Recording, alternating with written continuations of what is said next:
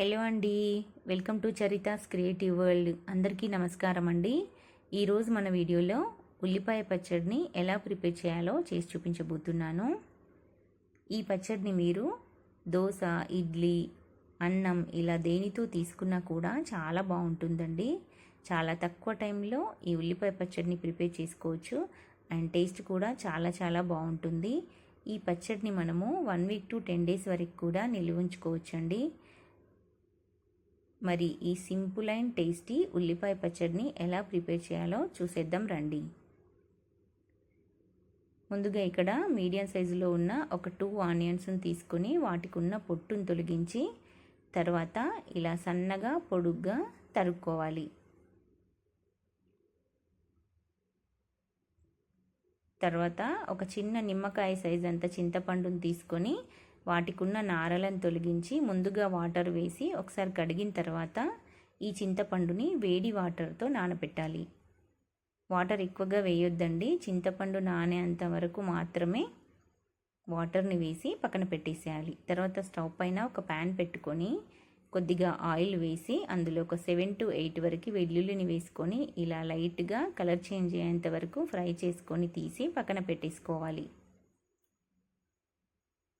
ఇప్పుడు అదే ఆయిల్లో ఒక 7 to 8 వరకు ఎండుమిర్చిని వేసుకొని ఫ్రై చేసుకోవాలి.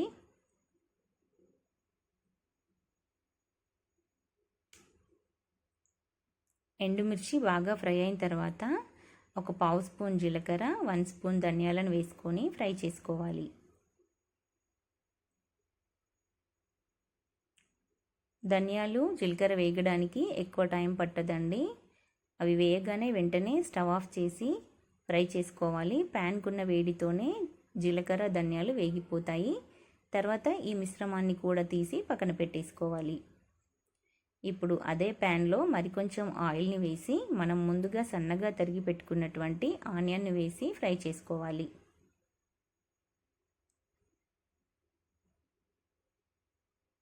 ఆనియన్ త్వరగా ఫ్రై అవ్వాలంటే సాల్ట్ కూడా యాడ్ చేయొచ్చండి. నేనైతే యాడ్ చేయలేదు. ఆనియన్ కాస్త ఫ్రై అయిన తర్వాత ఇప్పుడు ఇందులో ఒక 1/2 స్పూన్ పసుపు వేసుకొని కలుపుకుంటూ ఫ్రై చేసుకోవాలి. క్యాప్ పెట్టేస్తే త్వరగా ఆనియన్ మగ్గిపోతుందండి. ఇలా క్యాప్ తీసి మధ్యలో కలుపుతూ ఉండాలి. చూసారా, ఇక్కడ ఆనియన్ మనకు ఒక 50% వరకు మగ్గిపోయింది. ఇప్పుడు ఈ టైంలో స్టవ్ ఆఫ్ చేసి పక్కన పెట్టేసుకోవాలి. తర్వాత ఒక మిక్సీ జార్ తీసుకొని మనం ముందుగా ఫ్రై చేసి పక్కన పెట్టుకున్నటువంటి వెల్లుల్లి, ఎండుమిర్చి, జీలకర్ర, ధనియాలను మిక్సీ జార్లో వేసి క్యాప్ పెట్టేసి మిక్సీ పట్టుకోవాలి.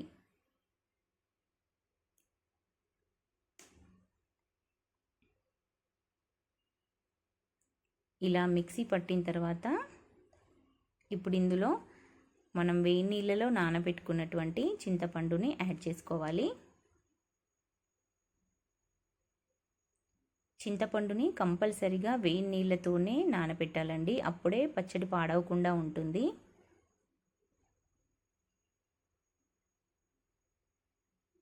ఇప్పుడు ఇందులో మనం ఫ్రై చేసి పక్కన పెట్టుకున్నటువంటి ఆనియన్ని కూడా యాడ్ చేసుకోవాలి.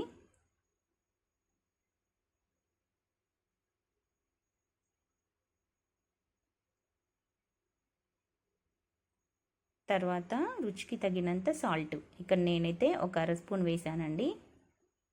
తర్వాత ఒక స్పూన్ వరకు చింతపండు వాటర్ని యాడ్ చేశాను. ఇప్పుడు క్యాప్ పెట్టేసి మిక్సీ పట్టుకోవాలి. మీకు మిక్సీ పట్టేటప్పుడు మరీ హార్డ్గా ఉందనిపిస్తే మిగిలిపోయిన చింతపండు వాటర్ని కూడా యాడ్ చేసుకోవచ్చు.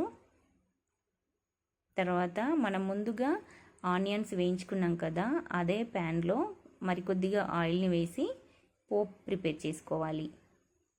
ఆయిల్ హీట్ అయిన తర్వాత ఒక 1/2 స్పూన్ ఆవాలు, 1/2 స్పూన్ జీలకర్ర, కొద్దిగా వెల్లుల్లి,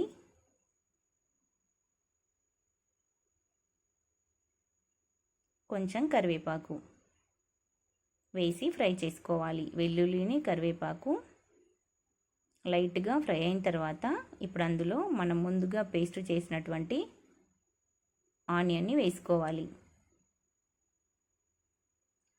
లో ఫ్లేమ్లోనే పెట్టుకొని ఫ్రై చేసుకోవాలండి, లేదంటే మాడిపోతుంది పచ్చడి. ఇలా ఆనియన్ పేస్ట్ ఆయిల్లో వేసాక ఒక 2 మినిట్స్ వరకు ఆయిల్లో ఫ్రై చేసుకోవాలి. అప్పుడే మనకు పచ్చడి పాడవకుండా ఉంటుంది. ఎక్కువసేపు ఫ్రై చేయొద్దండి, ఒక 2 మినిట్స్ వరకు ఫ్రై చేస్తే సరిపోతుంది.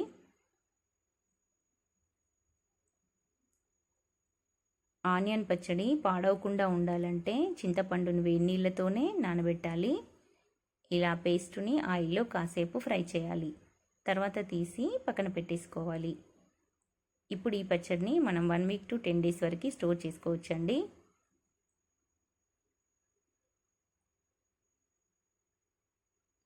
అంతేనండి, సింపుల్ అండ్ టేస్టీ ఆనియన్ పచ్చడి రెడీ. ఈ రెసిపీ కనుక మీకు నచ్చినట్టయితే లైక్ చేయండి, షేర్ చేయండి. నా ఛానల్ని తప్పకుండా సబ్స్క్రైబ్ చేసుకోండి. Thank you for watching. మరో మంచి వీడియోతో మీ ముందుంటాను.